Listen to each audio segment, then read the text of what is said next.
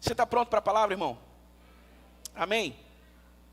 Eu queria fazer uma breve oração com você antes de a gente começar a conversar sobre o tema que eu quero propor aos irmãos nessa noite, uma reflexão.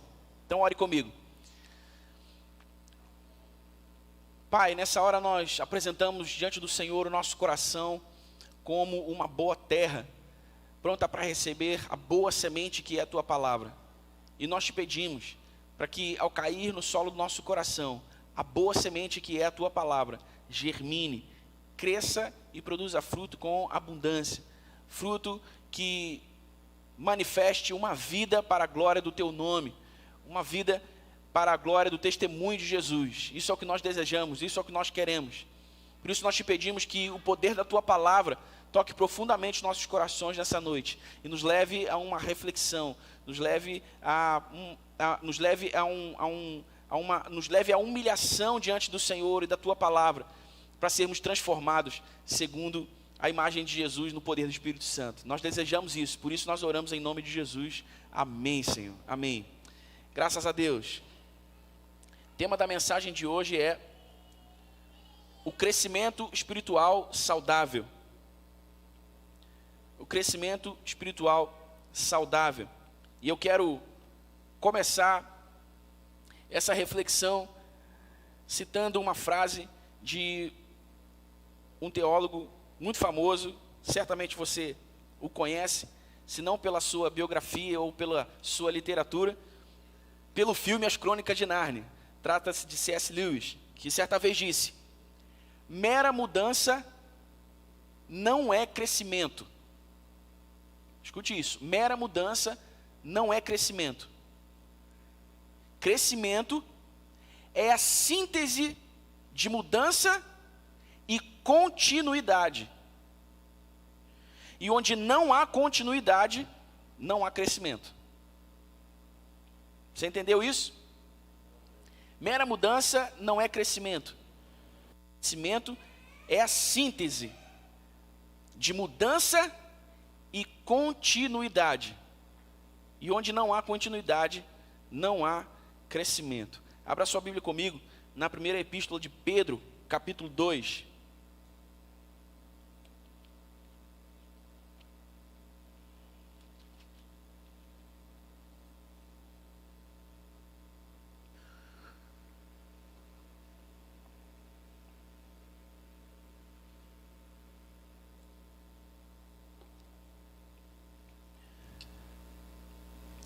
Eu pensei comigo antes de sair de casa, vou caprichar no visual hoje. Aí chegando na igreja, eu percebi que tem uma pessoa muito mais elegante que eu nessa noite. Está aqui o meu irmão sentado aqui na minha direção, está com uma blusa muito bem alinhada. Ô irmão, sou caprichou hoje. Sou caprichou hoje, me desbancou. 1 Pedro capítulo 2, vamos ler apenas o versículo 2. Se você achou, diga amém.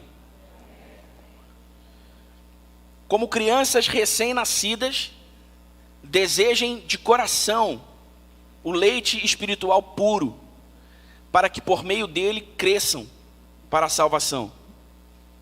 Novamente. Como crianças recém-nascidas, desejem de coração o leite espiritual puro, para que por meio dele cresçam para a salvação.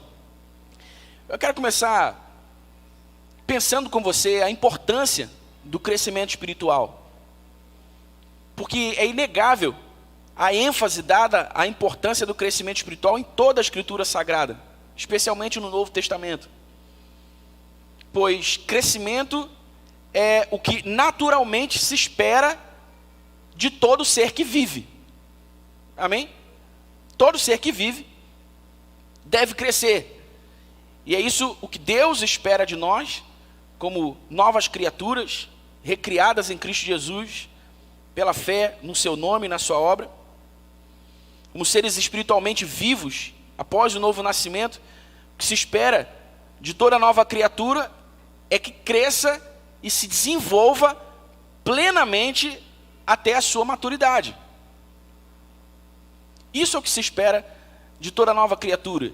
Isso é o que Deus espera de nós. Para isso e por isso nos foi dado o Espírito Santo, para que pelo seu poder e também pelo poder das Escrituras Sagradas, sejamos transformados à imagem de Cristo Jesus, sempre e cada vez mais, à medida em que vamos crescendo espiritualmente e desenvolvendo esse novo ser em que nós nos tornamos pela fé em Cristo Jesus. A Bíblia diz, você não precisa abrir, em 2 Coríntios capítulo 5, versículo 17, que aquele que está em Cristo é uma nova criatura. As coisas velhas passaram e eis que tudo se fez novo. Algumas versões da Bíblia, se eu não me engano, a NVI, que é a versão que a gente usa oficialmente aqui na igreja, diz que aquele que está em Cristo é uma nova criação. Uma nova criação. Obviamente, a Bíblia não está falando, obviamente o texto bíblico não está se referindo à nossa carne, ao nosso corpo, e sim, exclusivamente ao nosso espírito, que antes de Cristo estava morto, sem vida, ou sem a vida de Deus. Por isso nós não podíamos ter comunhão com Deus. Éramos pecadores em essência e natureza. Mas em Cristo Jesus nós fomos recriados, fomos feitos uma nova criação. E é daí que vem, ou melhor, não necessariamente é daí que vem, porque Jesus falou disso antes de Paulo, mas Paulo, digamos assim, deu um nome técnico ao que Jesus chamou de novo nascimento. Naquela conversa famosa de Jesus com Nicodemos, em João capítulo 3, Jesus disse para Nicodemos, ninguém pode entrar no reino de Deus se não nascer de novo. E Nicodemos era um mestre da lei, instruído, intelectual, e ficou assim, meio confuso, porque foi a primeira vez que ele havia ouvido falar em um novo nascimento. E aí ele pergunta para Jesus, ora, mas será que um homem vivo pode voltar ao ventre da sua mãe para nascer de novo? E Jesus disse, não, Nicodemos. Não é desse tipo de nascimento que eu estou falando. Estou falando do nascimento espiritual. Porque aquele que nasce da carne é carne, mas aquele que nasce do espírito é espírito. Então, em Cristo Jesus nós nascemos de novo. Nós recebemos de Deus, no Espírito Santo, uma nova existência. Que não tem a ver num primeiro momento, com a nossa, como eu disse, a nossa carne, a nossa casca, o nosso corpo, mas com o nosso espírito. E, como recém-nascidos, espiritualmente falando, espera-se o nosso crescimento, espera-se o nosso desenvolvimento. Essa é a expectativa de todo o reino de Deus em nós, o nosso crescimento. E esse assunto é tão importante de ser tratado, de ser estudado, em virtude, como eu falei, da ênfase de toda a Escritura Sagrada, na importância do crescimento espiritual.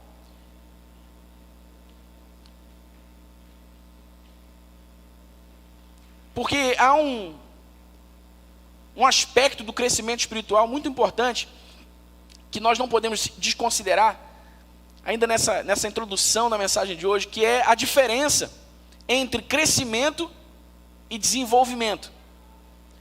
O que se espera de nós quando eu falo em crescimento espiritual não é o crescimento em si mesmo, mas é o crescimento acompanhado de um desenvolvimento. Por quê? Porque, por definição, crescimento é aumento de tamanho. No nosso contexto, já que a gente está falando sobre o crescimento espiritual, nós poderíamos comparar isso ao tempo que nós temos no Evangelho. O tanto de tempo que nós temos no Evangelho determina o nosso crescimento, digamos assim, no sentido literal da palavra. Mas o nosso desenvolvimento não. O nosso desenvolvimento é a capacidade de funcionar. Nosso crescimento tem a ver com o nosso aumento de tamanho.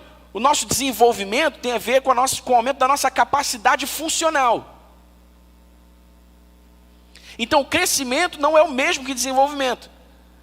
O crescimento ele é o princípio do desenvolvimento. Mas o que se espera de nós é o nosso crescimento acompanhado do nosso desenvolvimento. Então, se o nosso crescimento, por assim dizer, seria comparado ao nosso tempo no Evangelho, o nosso desenvolvimento seria comparado então à nossa maturidade espiritual. Porque você deve se lembrar bem, especialmente se você esteve aqui no último domingo, ou há 2 domingos atrás, não me lembro muito bem, eu falei sobre a diferença entre um crente e um discípulo de Jesus. Entre alguém que se diz cristão e alguém que de fato está seguindo as pegadas de Jesus, as pegadas do nosso mestre. E nessa conversa eu falei que há um perigo muito grande de estarmos na igreja sem sermos igreja. Um perigo muito grande de estarmos nesse universo evangélico, por assim dizer, sem estarmos sendo afetados pelo poder do evangelho. E isso é dramático, porque nós podemos passar uma vida inteira pensando que estamos em Cristo, quando de fato não estamos em Cristo. Porque todo aquele que está em Cristo, de fato, deve crescer e desenvolver-se. Todo aquele que está em Cristo, de fato, deve desejar e trabalhar pela sua maturidade espiritual.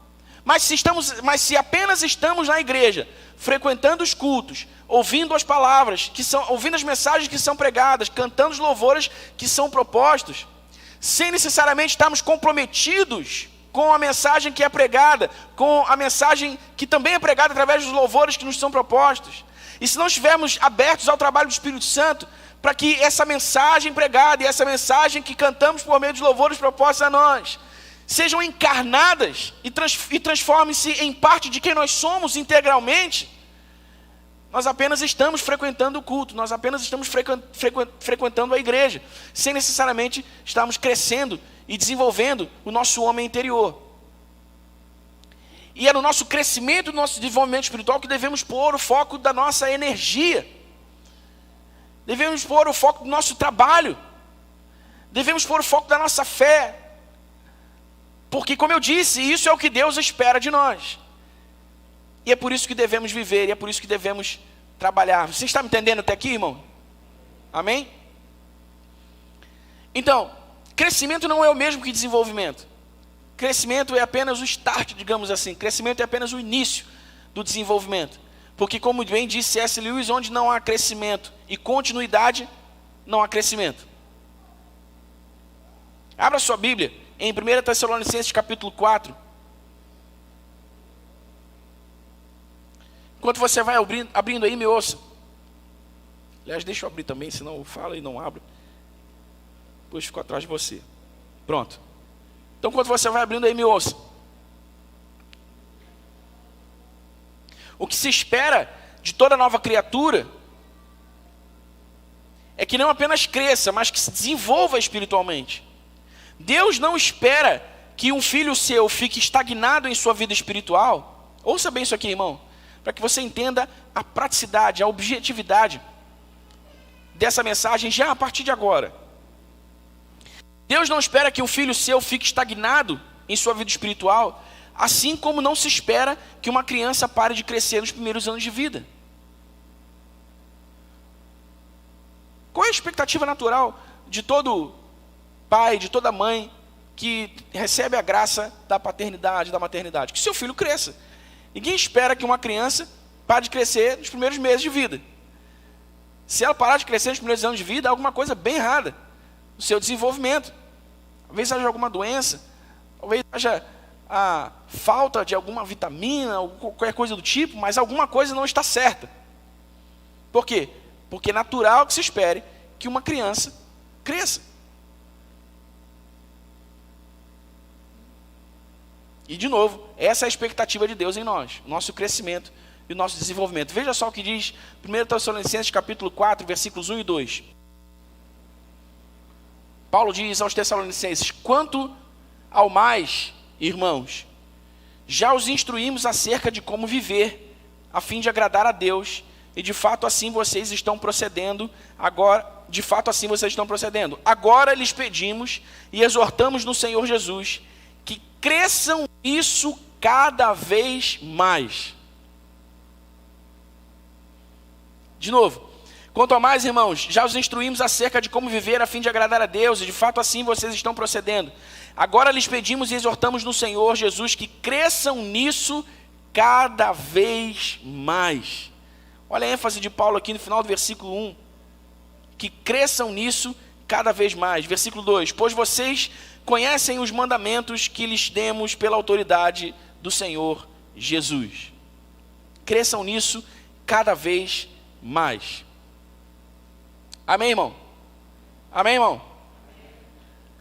Então, o que se espera de todo crente em Cristo Jesus é o seu crescimento, o seu desenvolvimento espiritual. Você precisa estar presente para isso. E você precisa entender a importância disso, para que você não perca o seu tempo de viver.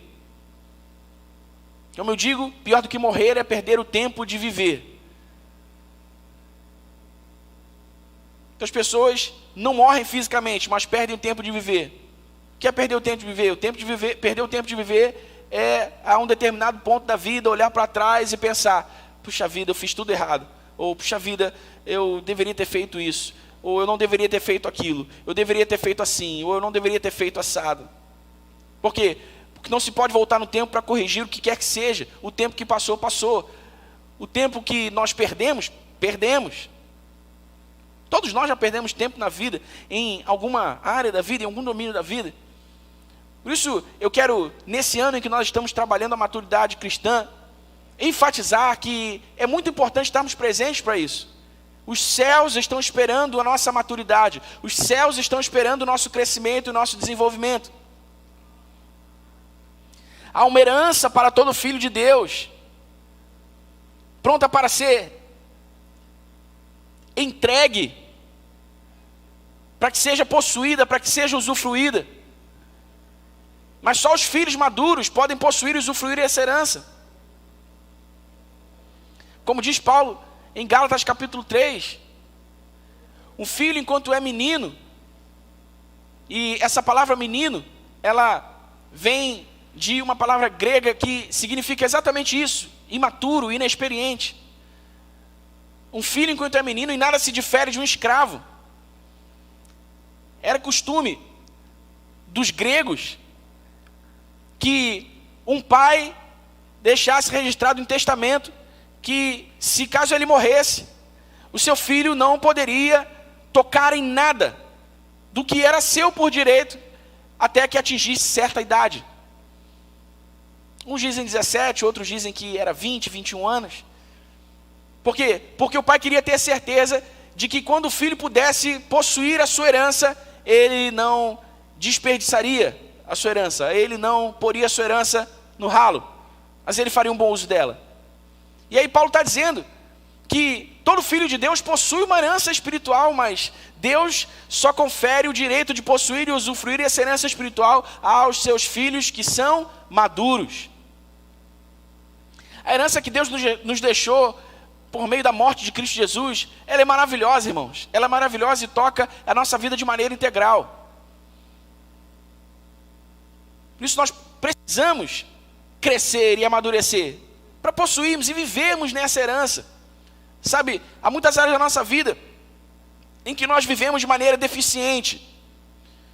Há muitas áreas da vida em que nós vivemos enfrentando sempre muitos problemas. Há muitas áreas da vida em que nós não desenvolvemos. Há muitas áreas da vida em que nós não desenrolamos o rolo. Há muitas áreas da nossa vida que são um verdadeiro nó e nós não conseguimos desatar esses nós. Isso é sim por falta de maturidade. E aí a gente está sempre enrolado naquelas mesmas questões, não avança, não deslancha, por falta de maturidade. A herança que nós recebemos de Deus e Jesus, ela prevê a nossa liberdade. E a maturidade nos dá o direito, e a maturidade nos dá a graça, digamos assim, de viver essa liberdade para a glória de Deus. Porque muitas vezes a gente fala de liberdade, em Cristo Jesus fomos feitos livres e tudo mais, livres do poder do pecado, da morte, mas as pessoas não entendem muito bem o que quer dizer a liberdade que nós ganhamos em Cristo Jesus. A liberdade que nós ganhamos em Cristo Jesus não é o mesmo tipo de liberdade como nós desfrutamos nessa terra. A liberdade como nós desfrutamos nessa terra, ela é o direito de fazer o que se quer fazer. Mas a liberdade que nós ganhamos em Cristo Jesus é o direito de fazer a vontade de Deus. Mas não fazer a vontade de Deus contrariados, mas fazer a vontade de Deus com prazer, com alegria, com satisfação, em reconhecimento e gratidão a Deus pelo que Ele fez por nós em Cristo Jesus. Você está entendendo isso, irmão? E olha, eu quero dizer logo aqui de uma vez que é muito importante que você entenda que só há uma única pessoa responsável pelo seu crescimento e o seu desenvolvimento espiritual. Você mesmo. Você mesmo. No corpo de Cristo, Deus provê discipuladores, mentores, pastores. Deus provê irmãos mais maduros na fé, que nos ajudam, que nos auxiliam, que nos empurram. Mas no fim das contas, é você mesmo quem prestará contas da sua vida e de como você a viveu aqui nessa terra para Deus naquele grande dia. Não é isso que diz o apóstolo Paulo? Porque todos nós prestaremos conta da nossa própria vida diante de Deus. Então, você precisa se responsabilizar pelo seu crescimento, irmão. Você precisa se responsabilizar pelo seu crescimento. Você precisa entender que é um trabalho a ser feito. Você precisa entender que é uma energia a ser despendida. Você precisa entender que há certas disciplinas a serem observadas. Você precisa entender que há um caminho a ser percorrido. E você não pode negligenciar isso, porque se você negligencia isso, você não cresce, você não desenvolve. Se você não cresce, você não desenvolve, você não atende às expectativas dos céus, você não atende à expectativa de Deus em sua vida. E se você não atende à expectativa dos céus de Deus em sua vida, você ainda é um menino inexperiente. Se você é um menino inexperiente, você não pode acessar a sua herança espiritual. Se você não acessa a sua herança espiritual, você vive às voltas com questões que você nunca consegue resolver nessa vida. Vive a sua vida espiritual assim, travada, sabe? Nunca consegue deslanchar no Senhor. Então responsabilize-se pelo seu crescimento, pelo seu desenvolvimento espiritual. Amém, irmão?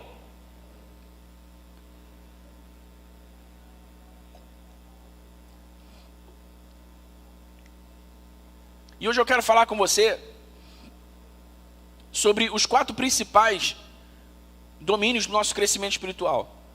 As 4 principais áreas em que se espera o nosso crescimento, o nosso desenvolvimento espiritual. E a primeira delas é o amor. É o amor. Deus espera que cresçamos em amor.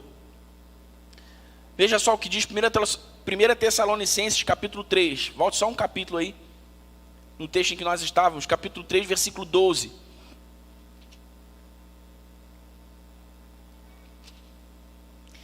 Que o Senhor faça crescer e transbordar o amor que vocês têm uns para com os outros e para com todos, a exemplo do nosso amor por vocês. Veja só o que Paulo diz, olha, que o Senhor faça crescer e transbordar o amor. Crescer e transbordar o amor. Romanos capítulo 5, versículo 5 diz que a esperança não decepciona, porque Deus derramou sobre nós o seu amor pelo Espírito Santo que nos foi dado. Deus derramou em nós o seu amor. Você pode dizer aleluia por isso, irmão? Sabe, esse versículo joga por terra aquela argumentação que alguém poderia levantar, dizendo, não, Daniel, mas amar como Deus ama, você sabe como é que é, né? A gente está num corpo de carne, coisa e tal, e ninguém pode amar como Deus, o amor de Deus é perfeito, e parará. Não. Conversa fiada. Porque Romanos 5,5 diz que Deus derramou o seu amor sobre nós. Deus derramou o seu amor sobre nós. Todos aqueles que nasceram de novo em Cristo Jesus e receberam o Espírito Santo, receberam no Espírito Santo todo o amor de Deus. Amém? Amém, irmão? Mas esse amor, ele veio a nós como uma semente que precisa ser regada, que precisa ser cultivada, para que germine, para que cresça e para que comece a demonstrar então os seus frutos. Mas todos nós temos o amor de Deus e podemos amar com o amor de Deus. E de fato é isso que Deus espera de nós, que ao crescermos espiritualmente, ao nos desenvolvermos espiritualmente, cresçamos em amor, nos nossos relacionamentos uns com os outros. Veja só, 1 Coríntios capítulo 14, versículo 1. Paulo diz, sigam o caminho do amor e busquem com dedicação os dons espirituais, principalmente o dom de profecia. Eu quero ficar com você aqui na primeira parte do versículo. Sigam o caminho do amor. Sigam o caminho do amor. Então veja, se nós pegarmos 1 Tessalonicenses capítulo 3, versículo 12, pegarmos Romanos 5, versículo 5, e pegarmos também 1 Coríntios capítulo 14, versículo 1, nós chegamos à conclusão de que crescer em amor é uma cooperação entre Deus e o homem por intermédio do Espírito Santo. O que significa que sem a ajuda do Espírito Santo e sem a nossa busca diligente, nós não chegaremos jamais à maturidade no amor. Então, como eu disse, ninguém pode dizer que não dá para amar como Deus, porque Deus é Deus e o homem é de carne, e o homem está sujeito ao pecado. Ninguém pode usar esse argumento para justificar o seu não crescimento, digamos assim, no amor. Porque Romanos 5,5 diz que Deus derramou sobre nós o seu amor. Então, veja, Deus nos deu o seu amor. E Paulo está dizendo, sigam o caminho do amor. O caminho do amor. É um caminho, é uma jornada, é um processo.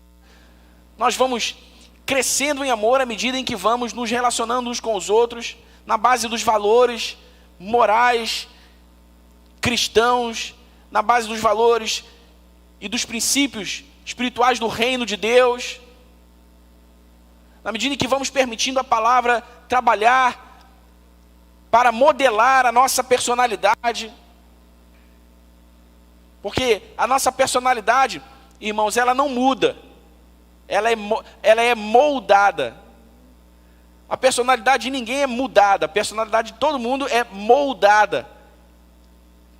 Então você continua sendo um sujeito de personalidade mais forte, ou de personalidade mais,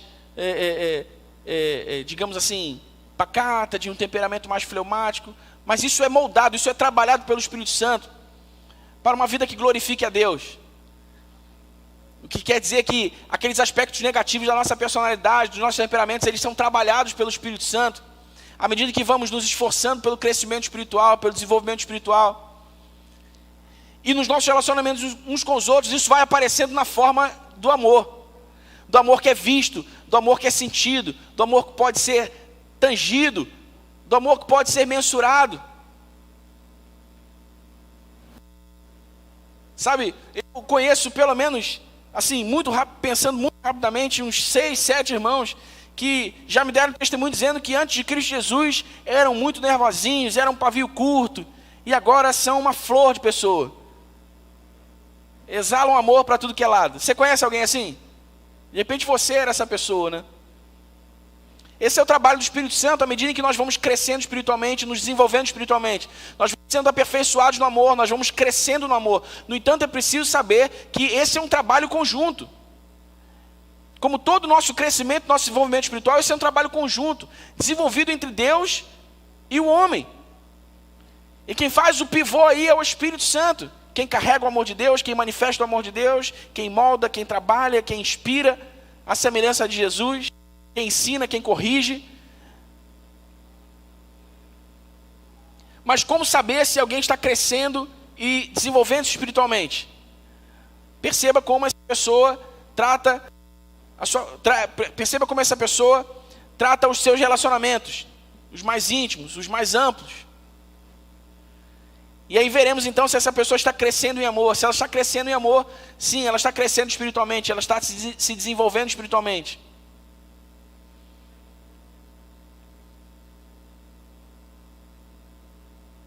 Eu gosto muito de Romanos 8, e Paulo diz em Romanos 8 que o Espírito Santo, ele nos ajuda em nossa fraqueza, porque nós não sabemos orar como convém.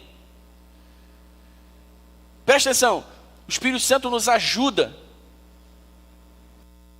Amém? Ele nos ajuda.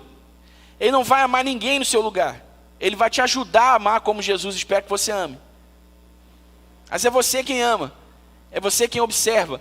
É você quem refreia. É você quem avança. É você quem dá o tom. É você, irmão. Sou eu, somos nós. O Espírito Santo nos ajuda. Então ninguém pode cruzar os braços e dizer, o Espírito Santo vai trabalhar em mim, e se Deus quiser eu chego a amar como Jesus. Não. Esse é um trabalho que você precisa, esse é o trabalho com o qual você precisa se envolver. Amém? De repente agora mesmo você está se lembrando de alguém com quem você quebrou o relacionamento, de alguém que feriu você, ou de alguém que você feriu, e por isso vocês não se falam mais. Não adianta, não adianta querer empurrar a sujeira para debaixo do tapete. Não adianta querer tapar o sol com a peneira. Aí você dá oferta, você está sempre na igreja, você está lendo a Bíblia, você está orando, mas tem relacionamento quebrado por aí à torta e à direita. Porque você não está crescendo em amor, e aí isso foi se refletindo nos seus relacionamentos. Não. Você precisa entender a necessidade de voltar lá e refazer esses relacionamentos, voltar lá e consertar o que ficou quebrado. Você precisa entender a necessidade de voltar lá e corrigir o que ficou mal feito, para que você então siga livremente no seu processo de crescer espiritualmente, se desenvolver espiritualmente, segundo a vontade de Deus. Amém? Nem hoje, nem amanhã, nem semana que... nem amanhã, nem depois, nem semana que vem. Hoje mesmo, mande uma mensagem para essa pessoa, ligue para essa pessoa, fale com essa pessoa. Se você quer crescer e se desenvolver espiritualmente, para a glória de Deus, você precisa entender a necessidade de crescer em amor. Amém? Crescer em amor. Esses dias, lá nas caixinhas de pergunta que eu abro no Instagram toda semana, alguém me perguntou assim: como é que eu faço para amar alguém que não me ama? Eu imagino que essa pessoa devia estar falando ali do seu relacionamento matrimonial. E eu respondi para ela: veja, foi por isso que Jesus disse que o amor é um mandamento. Porque a nossa carne muitas vezes não quer amar mesmo. Aliás, há muitas vezes em que o que a nossa carne quer é vingança. O que a nossa carne quer é dar o troco. O que a nossa carne quer é pagar na mesma moeda. Mas nós nos lembramos que estamos no reino de Deus e que temos a sua palavra, e de que estamos crescendo, nos desenvolvendo espiritualmente, e que devemos crescer em amor. E nos lembramos que o amor é um mandamento. Eu disse: cara, o amor é um mandamento. Você ama a si mesmo.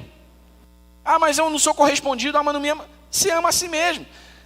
Uma hora esse amor volta. E se não voltar, você continua amando. Esse é o poder do Espírito Santo em nós. O poder de realizar o poder de nos ajudar a realizar que não depende de mais absolutamente ninguém. Você entende, irmão? Por isso que eu falei que você precisa se responsabilizar. Você precisa entender o seu trabalho, o seu papel nesse processo. Porque não depende mais absolutamente ninguém. Ah, mas fulano não me ama de volta, fulano não devolve, fulano isso, fulano aquilo. O fulano para lá, irmão. Larga o fulano para lá. Faça a sua parte. Faça o que você deve fazer. Faça o que você sabe que deve fazer. O amor é um mandamento, então ame. Ame com pureza, ame com verdade, ame de coração aberto. Ame como quem quer crescer e se desenvolver espiritualmente. E cedo ou tarde, de acordo com a perfeita sabedoria do Senhor, Ele mesmo há de recompensá-lo por isso. Amém, irmão? Ele mesmo há de recompensá-lo por isso. Nós deveríamos ser reconhecidos como o povo do amor. Porque esse é o primeiro mandamento, Jesus disse. E o segundo, semelhante ao primeiro, que é amar a Deus sobre todas as coisas, é amar o próximo como nós nos amamos a nós mesmos. Eu ainda gosto de pensar que Jesus ainda subiu mais o sarrafo quando ele disse: olha, um novo mandamento vos dou. Porque até então o mandamento que o povo tinha era que deveriam amar-se uns aos outros como a si mesmo. Aí Jesus diz: olha, um novo mandamento vos dou, que vos ameis uns aos outros como eu vos amei. Jesus aumenta o sarrafo, Jesus deixa a coisa ainda mais dura, ainda mais difícil. Como se ele dissesse: olha, vão maltratar você, vão frustrar você, vão te desonrar e vão te entregar para morrer, mas ainda assim você deve seguir amando. Ainda assim você deve seguir amando. Obviamente, no contexto dos nossos relacionamentos, haveriam desdobramentos a se observarem com relação a isso que eu estou dizendo, né? Porque obviamente você não necessariamente tem de ser o amigo mais íntimo da pessoa com quem você teve um relacionamento quebrado, e talvez vocês não cheguem a ter mesmo o mesmo nível de graça, o mesmo nível por diversas razões, mas o seu coração precisa estar limpo. O coração da pessoa com a qual você teve tal imbróglio precisa estar limpo. Mas você é responsável só por si mesmo. Amém? Você é responsável só por si mesmo, pelo que vai no seu coração. Então ame. Ame com todo o seu coração. Ame com toda a sua obediência à palavra de Jesus Cristo. Cresça em amor. Cresça em amor, porque é isso o que os céus estão esperando. Amém, irmão? Amém? Nós só aprendemos a amar amando. Nós só aprendemos a orar orando. Nós só aprendemos a meditar nas Escrituras, lendo a palavra de Deus e meditando nas Escrituras sagradas.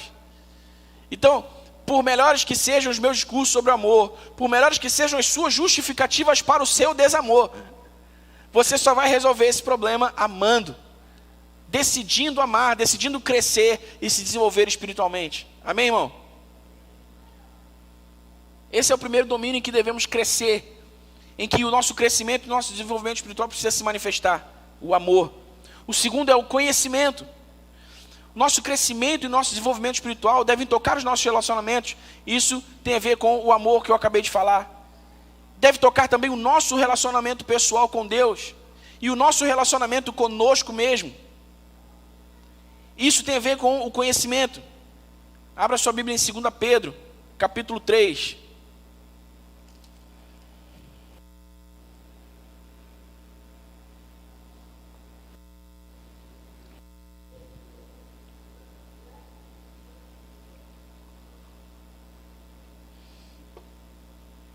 Segunda Pedro, capítulo 3, versículo 18.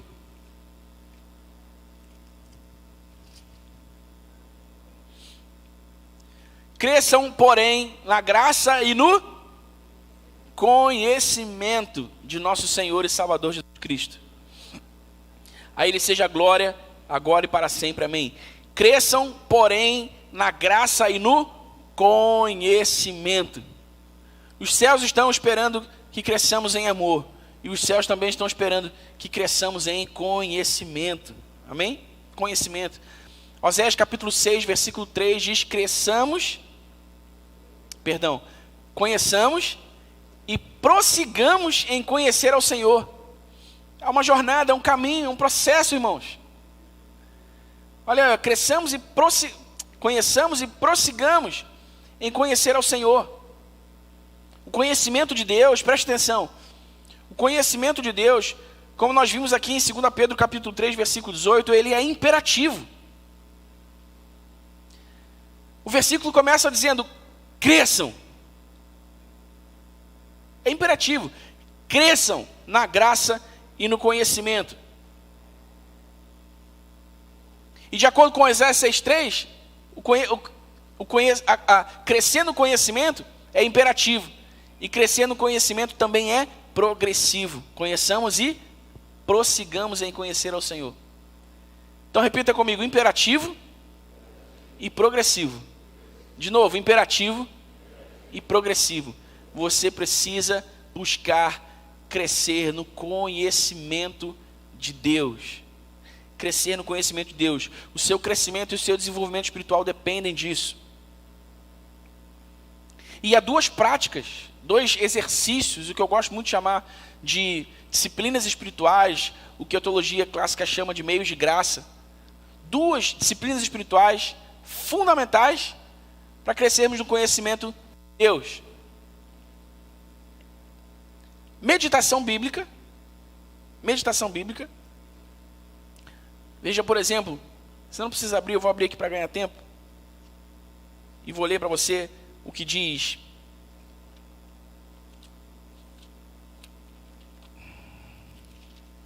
Colossenses capítulo 3, versículo 16. Veja só: habite ricamente em vocês a palavra de Cristo.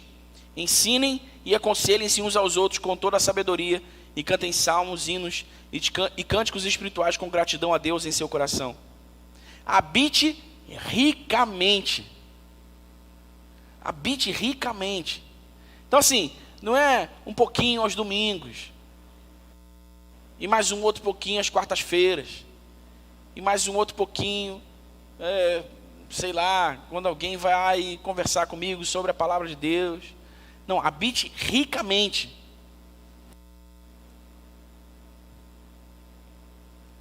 O verbo habitar, como nós lemos aqui em Colossenses 3,16, é uma tradução da palavra grega enoikeio, que significa metaforicamente viver em alguém e influenciá-lo. viver em alguém e influenciá-lo. Isso é habitar. E o que Paulo está dizendo aqui aos Colossenses, olha, que a palavra de Deus viva e influencie vocês ricamente. Ricamente. Amém? Que a palavra de Deus viva e influencie vocês ricamente. Ricamente. Temos aqui uma menção direta ao poder transformador que a palavra de Deus tem sobre aqueles que a absorvem com fé. Você consegue perceber isso? E eu fico particularmente entristecido com alguns cristãos que não leem a Bíblia.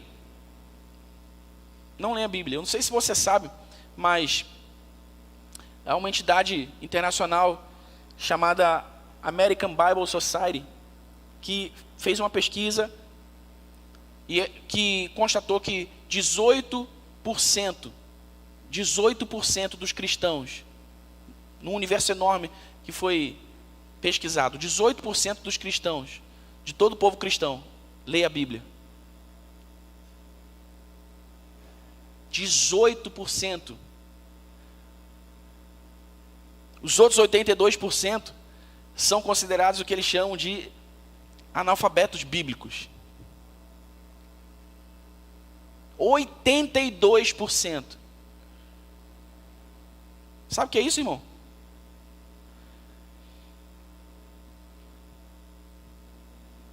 Nós não estamos presentes para a importância da palavra de Deus, nosso crescimento, nosso desenvolvimento espiritual, nosso relacionamento com Deus, na vida cristã de um modo geral. E lemos tão pouco a Bíblia, meditamos tão pouco na palavra de Deus. O poder que nós precisamos para ser transformados de dentro para fora está na palavra, irmão. Está na palavra. Jesus disse a Deus, orando pelos seus discípulos antes de ser levado para ser crucificado: Pai, santifica-os na verdade. A tua palavra é a verdade.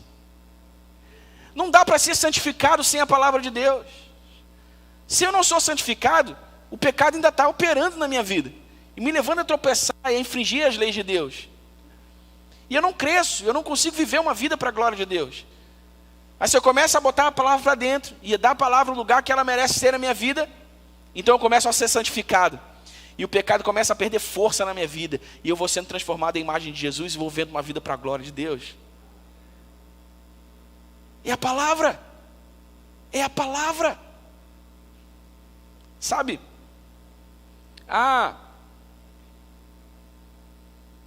Muitos cristãos com muito tempo no Evangelho, que não leram a Bíblia toda uma única vez sequer. Talvez você faça parte desse grupo, espero que não. Mas isto é assim porque nunca desenvolveram uma disciplina de leitura diária, constante. Olha só, preste atenção no que eu vou dizer aqui para você, irmão. Você sabe o que é preciso para ler a Bíblia toda num ano? Um ano. Olha só, a Bíblia toda tem 1189 capítulos. 1189 capítulos. Se nós dividirmos isto pelos 365 dias do ano, o resultado é 3,257. Arredondando para cima, são 3,3 capítulos por dia. Não é tão difícil assim. Concorda comigo? 3,3 capítulos por dia da Bíblia. Você lê a Bíblia num ano.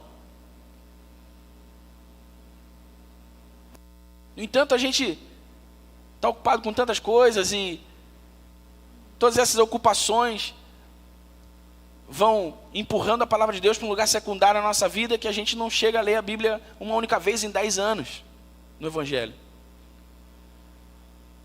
E se eu não li a Bíblia toda uma única vez em 10 anos no Evangelho,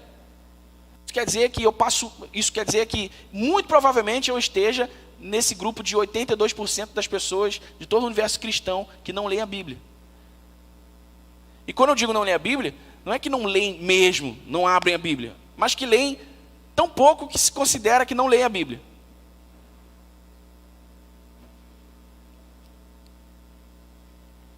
É impossível pensar crescimento espiritual sem uma ênfase à leitura e à meditação das Escrituras. Impossível.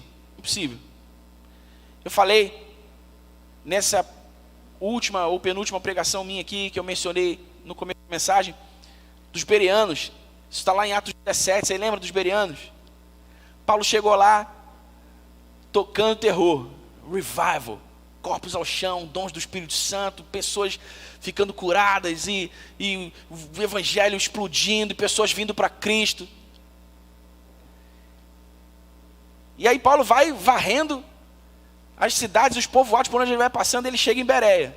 Aí em Bereia ele está queimando e começa a pregar. E prega aos bereanos, dizia assim: tá bom, Paulo, muito bom, seu discurso foi muito bem feito, agora você nos dê um dia, porque a gente precisa conferir com as Escrituras se tudo que você está dizendo é verdade mesmo.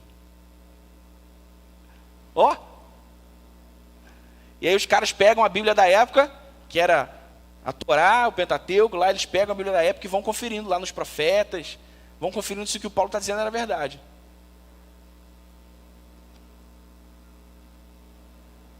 Você faz ideia, irmão? Você faz ideia da quantidade exorbitante de igrejas que são abertas todos os dias no Brasil? E você faz ideia da igualmente exorbitante quantidade de pastores e líderes ditos cristãos, espirituais, estão nesse grupo de 82% de pessoas que não lêem a Bíblia?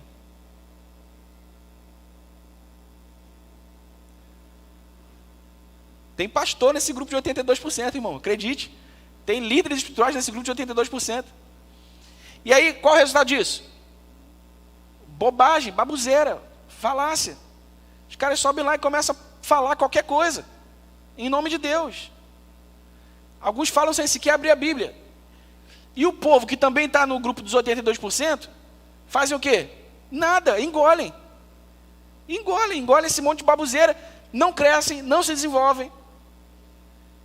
E o pior é que há muito desvio e há muita heresia sendo pregada em forma de verdade, e as pessoas vão comprando isso, vão ingerindo isso, acreditando que estão ingerindo o evangelho, quando na verdade não estão ingerindo o alimento podre, que vai danificar o seu sistema imunológico espiritual. Ele vai impedir o seu crescimento, o seu desenvolvimento. Por quê? Porque não são capazes de pegarem a Bíblia por si só e dizerem: peraí, deixa eu conferir se esse negócio é verdade. Peraí, deixa eu ver se é assim mesmo. Vamos ver. Opa! Não, cara, está muito diferente. O que você está falando está muito diferente do que está escrito aqui. Tem alguma coisa errada. Você entende, irmão? É por isso que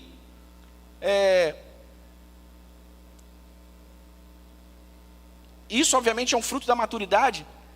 A gente precisa aprender a não se impressionar com estética, a não se impressionar com oratória, a não se impressionar com gestual, a não se impressionar com volume de voz. Nada contra os nossos irmãos pentecostais, irmão. Nada contra. Nós somos uma igreja que viemos de um berço tradicionalista, mas que experimentamos todo o movimento de renovação espiritual, carismática, lá desde os anos 80, e fluímos nos dons, e cremos nos dons. Mas a gente não pode se impressionar com essas coisas, irmão. Porque veja bem, em Apocalipse diz que naquele grande dia, o Senhor, quando estiver separando as ovelhas dos bodes, vai dizer para os bodes assim: vocês não, vocês para cá, porque eu não conheço vocês. E aí eles vão dizer assim, está escrito na Bíblia: mas como não nos conhece, Senhor? Em teu nome expulsamos demônios, em teu nome fizemos milagres, falamos em novas línguas. E Jesus vai dizer assim: não vos conheço. Isso deveria colocar não uma, não duas, nem três, mas 50 pulgas atrás da nossa orelha, irmão. Por quê? Porque o que eu estou dizendo não é estética, não é, sabe, não é o barulho, não é a fumaça, não é a parede preta. Alguém numa tentativa assim de me alfinetar, disse assim, mas você também está com esse negócio de parede preta na igreja? Aí eu, uma preguiça danada de falar com um crente que faz esse tipo de argumentação. Eu falei assim, cara, a cor da parede de uma igreja era a última coisa com a qual você deveria se preocupar numa igreja. A última coisa que deveria te perturbar numa igreja é a cor da parede. Então, não vos conheço. Então, irmão, tem gente que está expulsando demônio, tem gente que está operando em dom, tem gente que está fazendo salseiro aí, em nome de Deus, sem ser de Deus. Você vai perguntar como isso é possível? Outra hora, numa outra pregação, eu te explico. Mas está escrito, é possível. Então, o que precisa fundamentar o nosso crescimento, o nosso desenvolvimento espiritual? A palavra. Outra vez eu disse, se nós não tivéssemos mais nada no que nos segurarmos, no que nos ancorarmos, além da palavra de Deus, para o nosso crescimento, nosso desenvolvimento, estaríamos bem. Mas Deus é tão bom que nos dá uma igreja com louvores, com ensino, com ministérios, com pastores, com irmãos instruídos que nos aconselham, nos empurram no nosso crescimento. Mas se nós só tivéssemos a palavra, estaríamos excelentemente bem. Aí os bereanos, peraí Paulo, tem barulho, tem fumaça, tem dom, tá muito legal isso aqui. A gente está gostando disso aqui, mas peraí. Vamos ver se é verdade. Então não dá para crescer e se desenvolver espiritualmente sem meditação nas Escrituras. Essa é uma prática essencial, fundamental, mesmo, literalmente, essencial, fundamental, está no fundamento. Ou seja, se não está lá no fundamento da sua vida espiritual, você não está construindo. Se você não está construindo, irmão, está fazendo o quê?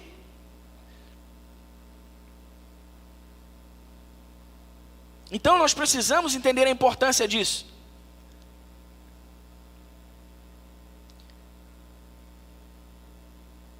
Então não é difícil, irmão, não é difícil. Se você hoje é dia 21 de fevereiro, dia 21 de fevereiro, se você começar a ler a Bíblia amanhã, dia 22 de fevereiro, com o compromisso de ler a Bíblia toda num ano, 22 de fevereiro de 2022, você terminou. Aí você pode começar de novo, e ler mais uma vez, Porque o que acontece conforme a gente vai lendo e lendo, e meditando, e lendo, irmão, isso vai criando na gente uma superestrutura interior. Uma superestrutura interior, irmão. Você não tem ideia. Pode vir. O que Jesus falou? Quem constrói a sua casa sobre a rocha é semelhante ao homem que ouve as minhas palavras e as pratica. Quem constrói a sua casa sobre a areia é semelhante ao homem que ouve as minhas palavras e não as pratica.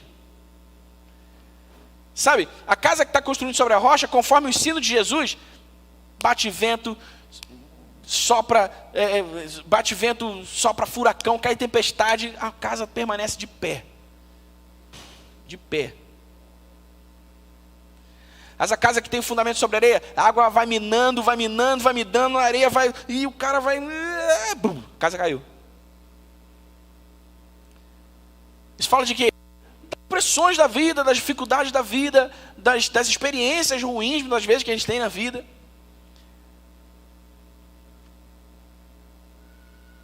Então, irmão, se de tudo mais que eu vou falar aqui você não guardar mais nada, guarde isso. Sem meditação diária e constante nas Escrituras, você não cresce espiritualmente. Não cresce. Se você não cresce espiritualmente, você é como aquele bebê que parou de crescer em 2 meses, em 3 meses. Tem algum problema. Então, meditação nas Escrituras é a primeira prática. A segunda, oração. Oração não é o meio de conseguirmos o que queremos de Deus apenas. Que a gente ora a Deus pedindo coisas que a gente quer. Deus é bom, atende nossas orações, nos dá aquilo que a gente quer muitas vezes. Mas a oração não é só um meio por meio do qual nós conseguimos coisas de Deus apenas, mas um meio também de Deus conseguir de nós o que Ele quer. Jeremias 33:3 diga: invoca-me e anunciar-te-ei coisas grandes e firmes que não sabes.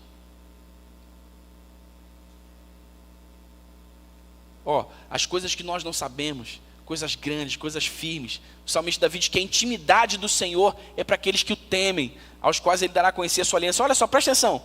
A intimidade do Senhor. A intimidade do Senhor. Que coisa linda, né? O Senhor está falando aqui de um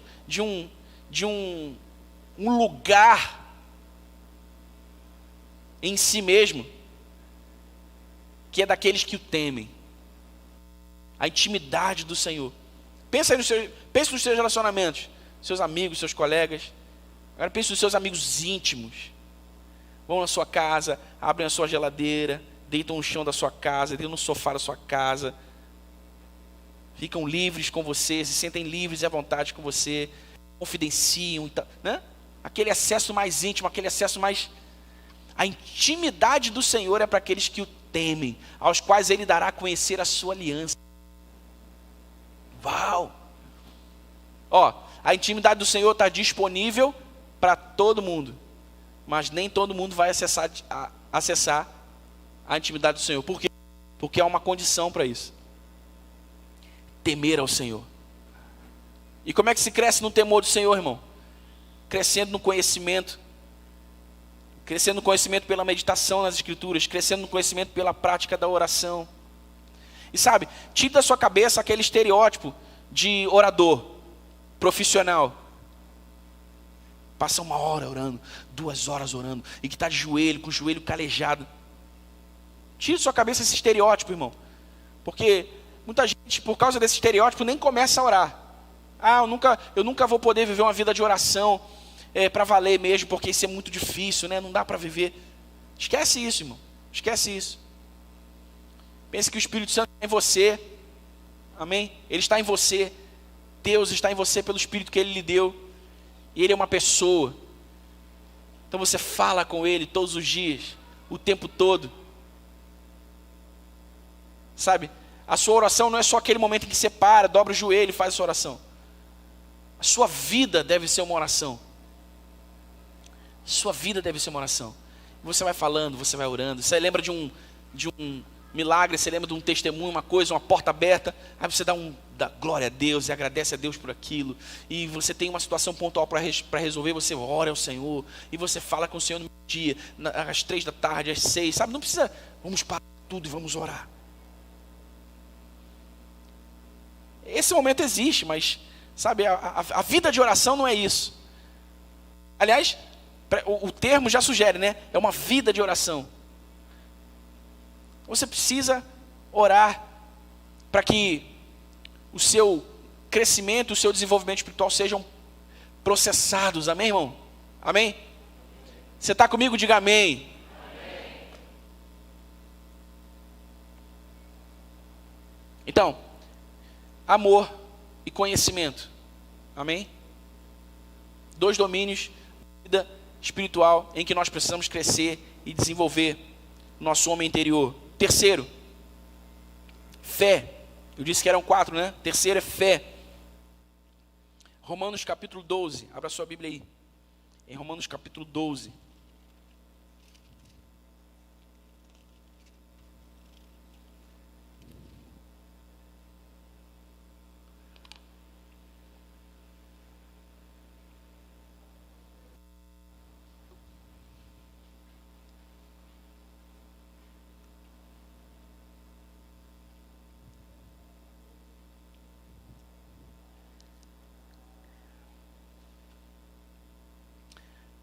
É só um parênteses que não tem a ver com regra, tá, irmão? Não é regra, não é lei, isso não está escrito na Bíblia nem nada. Mas experimente, especialmente você que já tem o hábito de não manusear mais uma Bíblia física. por causa dos aplicativos e tudo mais, experimente retomar a sua Bíblia física. Folhear a sua Bíblia física.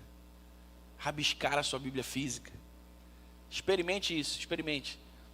Só uma sugestão. Eu acho que isso pode te ajudar a mensurar melhor a importância da Bíblia, da palavra de Deus na sua vida. Porque está, às vezes, misturado com um montão de coisa, né? Tem 4 aplicativos abertos e mais a Bíblia. E cai uma notificação que você não desativou os dados e você é que nem eu. Você é aquele cara assim, cara, pode ser uma piada, mas se entra uma notificação, você quer ver quem é que está falando com você. Pode ser uma coisa séria. Às vezes não é, às vezes é uma piada, mas quem é? Pode ser uma coisa séria. Pode ser a Érica, pode ser... Aí você fala, não é nada. Então, para não cair na tentação de ficar me distraindo com as notificações, eu vou para a Bíblia física. Olha só, irmãos, crescer na fé. Crescer na fé. Isso é parte do nosso crescimento, do nosso desenvolvimento espiritual. Romanos 12:3 diz: por isso, pela graça que me foi dada, digo a todos vocês, ninguém tenha de si mesmo um conceito mais elevado do que deve ter, mas ao contrário, tenha um conceito equilibrado de acordo com a medida da fé que Deus lhe concedeu. Presta atenção, a medida da fé. Artigo definido, é uma medida definida. Que medida da fé é essa? É a medida da fé para o novo nascimento. A palavra pregada, você recebe fé para a salvação e você entra no reino de Deus pela fé em Jesus. É salvo, pum, beleza. Então, essa medida de fé está dentro de você como uma semente que precisa crescer, crescer, crescer, crescer, crescer. Você precisa fazer a sua fé crescer.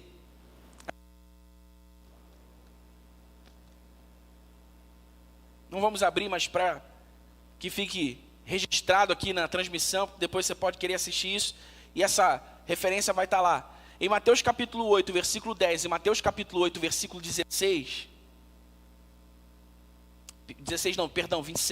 em Mateus 8, 10, em Mateus 8, 26, Jesus, olha só, no mesmo capítulo, Jesus trata os discípulos como homens de pequena fé e o centurião romano como um homem de grande fé.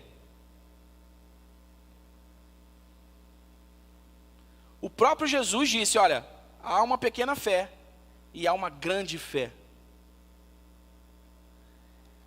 Nesse meio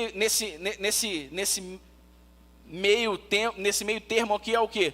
Ao processo, ao trabalho, ao crescimento espiritual, ao desenvolvimento espiritual, que vai esticando a nossa fé, vai aumentando a nossa fé, vai fortalecendo a nossa fé no Senhor.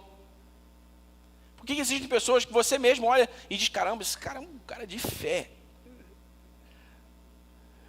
Quando os amigos daquele paralítico desceram o paralítico pelo telhado, onde Jesus estava realizando um culto de avivamento, curando pessoas, a Bíblia diz que, vendo-lhe Jesus a fé, ou seja, Jesus viu fé.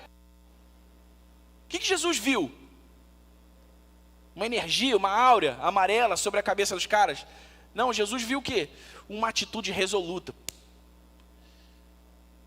A grande fé, a fé fortalecida, robustecida, ela é vista, ela é manifestada, ela aparece. Mas o fato é que o nosso crescimento espiritual saudável, ele deve tocar também a nossa fé. Amém, irmão? Você deve ser levado pelo Espírito Santo a desafios de fé que estiquem você, a desafios de fé que exijam de você, sabe, mais oração, mais entrega, mais confiança, mais perseverança. Se você está nesse platô aí, que não há desafio nenhum, uma pequena fé basta, irmão. Tem alguma coisa errada. Você está estagnado. Você não está crescendo. Porque a vida de quem está crescendo espiritualmente inclui desafios de fé, inclui desafios, sabe, que devem te levar a confiar e perseverar mais no Senhor. Vão te colocar em circunstâncias em que você, uau, só o Senhor pode fazer isso por mim, eu creio que Ele vai fazer, e você vai e tem as suas experiências. Essas experiências fortalecem você, animam você, você desenvolve, você cresce. Então, dar-nos a medida inicial de fé é um ato divino, mas fazer com que ela cresça é nossa responsabilidade. Então, como é que a gente faz a fé crescer, irmãos? Há pelo menos 3 alavancas para o crescimento da fé. A primeira delas é alimentá-la com a palavra, obviamente. Porque a Bíblia diz em Romanos 10, 17, que a fé vem pelo ouvir e ouvir mediante a pregação da palavra. De onde vem a fé que a gente precisa para vencer, para avançar, para crescer? De onde vem? Da palavra. Então a primeira coisa que a gente precisa entender é que para desenvolver fé, para crescer na fé, a gente precisa da palavra. A gente precisa se expor à palavra. De novo, eu estou falando a palavra de novo, né? A gente precisa amar a palavra, a gente precisa se envolver com ela. A gente precisa ler, meditar na palavra, a gente precisa entesourar a palavra, a gente precisa escrever a palavra, a gente precisa falar a palavra, a gente precisa estar impregnado da palavra. Paulo diz em Romanos 12, 2, não vos conformeis com este mundo, mas transformai-vos pela renovação da vossa mente, ou do vosso entendimento. Outro dia me perguntaram como é que a gente faz para se livrar de maus pensamentos. Encharque a sua mente com a palavra, e ela vai modelando a sua mentalidade, o seu pensamento, botando para fora. Sabe quando você pega um copo com água meio suja assim, você bota ele debaixo de uma fonte limpa, e você só deixa o copo lá? O que a água limpa vai fazendo? Vai transbordando o copo, vai trazendo a sujeira para cima, vai botando a sujeira para fora.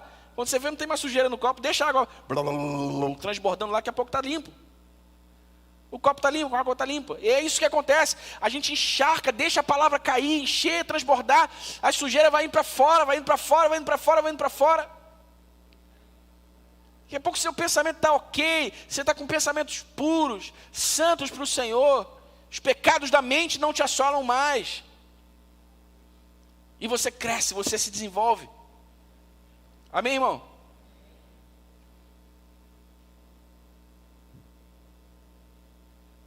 Um evangelista, não é mais vivo, muito famoso, F. Bosworth. Eu não sei o que significam os FFs. Aliás, eu já li essa menção, esse nome várias vezes, em vários lugares, mas nunca pesquisei quais são os 2 Fs do primeiro nome dele, dos primeiros nomes dele. Mas ele certa vez disse assim, olha, as pessoas, em geral, alimentam o corpo com 3 boas refeições diárias, e o espírito com um só lanche frio por semana. Na verdade, ele disse isso num contexto em que as pessoas perguntaram sobre fé para cura. Era um evangelista de curas e milagres, e as pessoas não desenvolvem fé para serem curadas e tal, e perguntaram para ele por quê. Em geral, as pessoas se alimentam bem o seu corpo 3 vezes ao dia, mas o seu espírito, elas alimentam com um lanche frio só, uma vez por semana. Então a gente precisa alimentar a fé com a palavra, porque Romanos 10, 17 diz que a fé vem pelo ouvir, e ouvir a pregação da palavra. Outra alavanca para o crescimento da fé é a oração em línguas. E de cara eu digo aqui, eu abro um parênteses, porque eu vou fazer uma pregação só sobre isso, para ensinar você sobre isso. 1 Coríntios 14, versículo 4 diz que aquele que ora em línguas edifica-se a si mesmo. Há um poder de edificação espiritual que é acionado pela oração em línguas. Em Judas capítulo 1, versículo 20, ele diz, olha, vocês devem edificar a fé de vocês orando no Espírito Santo, que é o mesmo que orar em línguas. Então, a oração em línguas é uma maneira de alavancar a fé, é uma inegável edificação na fé que se dá quando nós oramos dessa maneira. Eu mesmo tenho experimentado isso, irmão, na minha vida, já há muitos anos. E eu espero que você também experimente. Então, a exposição à palavra, a oração em línguas. A terceira alavanca que faz a fé crescer é multiplicar a fé pela semeadura. E aqui eu quero que você preste muita atenção no que eu vou dizer, irmão. Abra sua Bíblia em Lucas capítulo 17.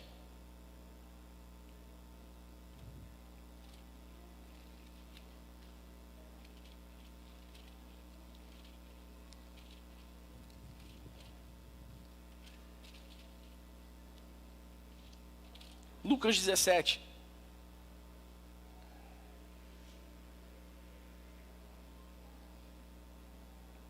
versículos 5 e 6. Os apóstolos disseram ao Senhor: aumenta a nossa fé.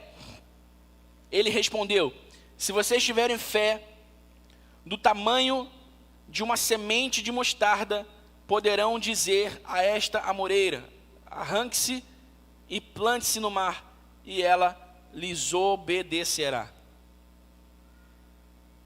Presta atenção, irmãos. Nós precisamos reler as Escrituras, vez após vez, para que entendamos o ensino de Jesus aos discípulos sobre fé. E não só isso, nós precisamos ser como os bereanos, precisamos ler e estudar as Escrituras. Ler e estudar as Escrituras, para entendermos o ensino de Jesus aos discípulos sobre fé. Presta atenção, tudo começou com um pedido dos apóstolos por uma fé maior. Nós lemos no versículo 5, os apóstolos pediram ao Senhor: Senhor, aumenta a nossa fé. O interesse deles é pela questão do crescimento da fé. Eles pediram: aumenta a nossa fé. Jesus havia lhes ensinado algo sobre a prática do perdão que lhes parecia impossível de se viver. Então, como que dizendo que o nível de fé deles não alcançava este ensino, eles pedem mais fé para perdoarem como o Senhor quer. E é exatamente nessa hora e contexto, Jesus lhes responde: se tiverdes fé como um grão de mostarda. Agora veja, a expressão do tamanho de um grão de mostarda, como nós lemos aqui na NVI, ela não aparece nos originais. Olha que interessante, ela não aparece nos originais. E é uma contradição ao restante do ensino de Jesus sobre fé. E eu vou explicar a você por quê. Por que a gente entendeu errado essa passagem até hoje? Porque a leitura mais correta a se fazer, de acordo com os originais, é: se tiverdes fé como um grão de mostarda, e não do tamanho de um grão de mostarda. Presta atenção, como um grão de mostarda. E isso muda toda a nossa compreensão desse ensino. Por quê? Porque o que Jesus está fazendo é estabelecer a semelhança entre a fé e uma semente. A fé e uma semente. E não sobre o tamanho da fé, como nós lemos na NVI, o tamanho de um grão de mostarda. Jesus está falando da relação que existe entre a fé e a semente, e não sobre o tamanho dela. E que semelhança pode haver entre um e o outro, irmãos? Perceba o paralelo que Jesus estabeleceu aqui. Os discípulos estão olhando para a sua fé e vendo-a tão pequena que não alcançam o ensino do mestre. Então reconhecem que a sua fé precisa crescer. Mas como fazer crescer a fé? Eles pedem a Jesus que faça a sua fé aumentar. Só que ele não faz nada pela fé deles.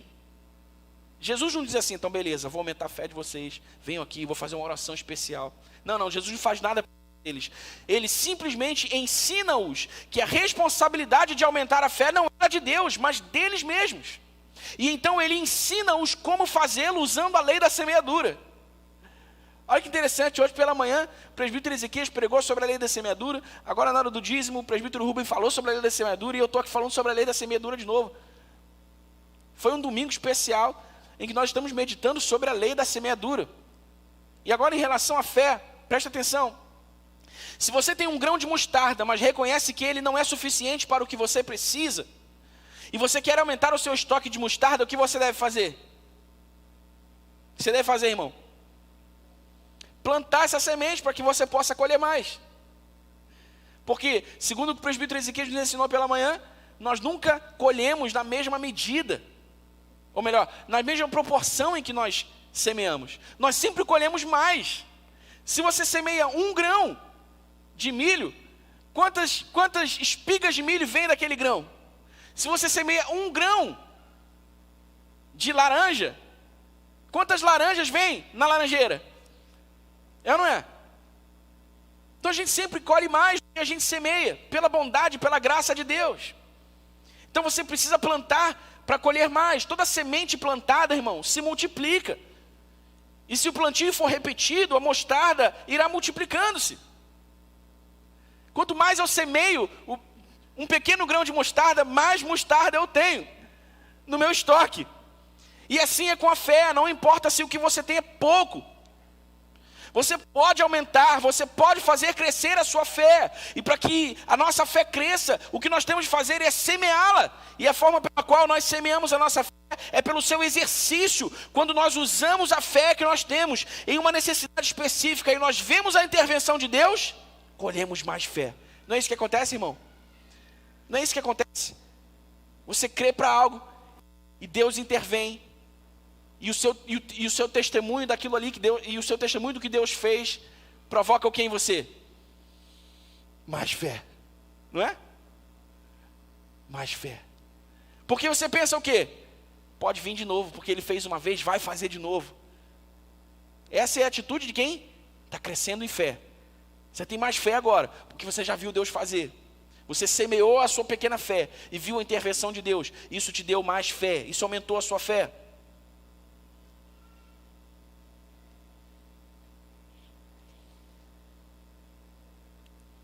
À medida que nós usamos e vemos os resultados da fé, ela se fortalece e ela vai crescendo até que possa chegar ao ponto de transportar não somente amoreiras, mas também montes, como Jesus mesmo disse. Eu gosto sempre de pensar que a fé é como um músculo. Quanto mais você exercita esse músculo, mais esse músculo cresce. Amém? E quanto mais você crê, quanto mais você semeia a sua fé, mais fé você colhe de volta. E é assim que a gente faz a fé crescer. No processo de crescimento e desenvolvimento espiritual, nós precisamos crescer em fé, precisamos crescer em amor, precisamos crescer em conhecimento pela meditação das Escrituras e pela oração. Precisamos também crescer em fé. E por fim, precisamos crescer em gratidão. Amém? Para finalizar, volte lá a Colossenses capítulo 2. Colossenses capítulo 2.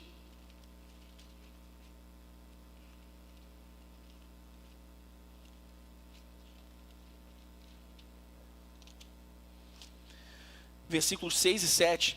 Portanto, assim como vocês receberam Cristo Jesus o Senhor, continuem a viver nele, enraizados e edificados nele, firmados na fé, como foram ensinados, transbordando de gratidão. Transbordando de gratidão. Um dos sinais de imaturidade, presta atenção, imaturidade, um dos sinais de imaturidade e de carnalidade é a murmuração, irmão. É a murmuração. Crente que murmura por qualquer coisa, irmão, não está crescendo espiritualmente. Está carnal ainda. É imaturo. Reclamão, murmurador. A gratidão, por outro lado, é um sinal de maturidade.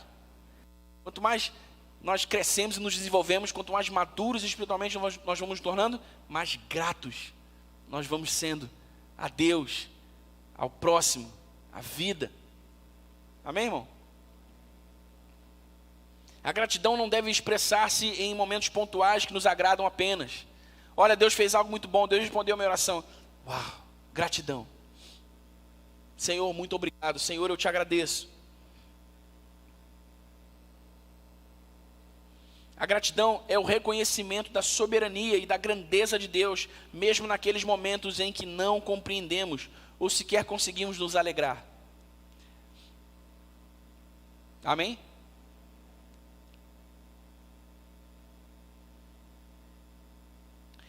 E no poder do Espírito Santo, também pela ação da palavra de Deus, nós precisamos crescer e nos desenvolvermos espiritualmente também em gratidão.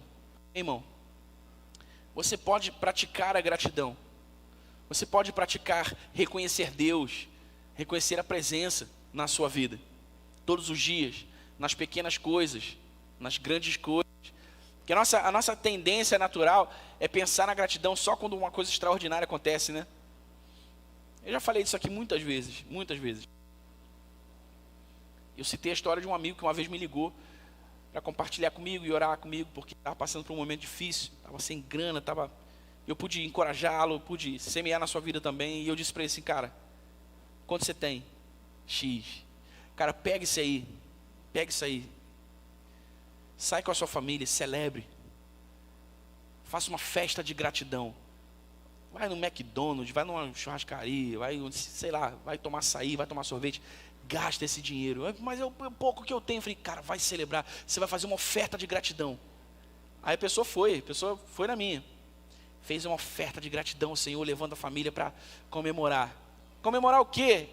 A esposa dele perguntou. A graça de Deus, a bondade de Deus, a gente está vivo. a gente ainda tem dinheiro para poder ir numa lanchonete. Você já imaginou se a gente tivesse nada? Vamos celebrar, vamos comemorar o Senhor por isso. Levaram os filhos, foram. Irmão, naquela semana, Deus fez um milagre financeiro na vida dele tão grande, tão inacreditável, tão surpreendente, que ele me ligou de volta assim, sabe, quase saindo pelo telefone, assim, de alegria, de gratidão ao Senhor. Eu falei, muito bom, agora você pode me levar para a churrascaria, mano. Agora você celebra comigo. Sabe, às vezes a gente espera as coisas extraordinárias acontecerem para sermos gratos, mas, na verdade, quando elas estão ruins, é que a gente tem que praticar gratidão. Quando as coisas vão, sabe, mal, aí você se lembra daqueles motivos pelos quais você pode ser grato. E isso vai fortalecendo a sua gratidão. Isso vai fortalecendo a sua gratidão. Isso vai expulsando a murmuração de dentro de você, a reclamação de dentro de você. Isso vai só expandindo a sua gratidão. Amém? Amém, irmão? Então, olha só.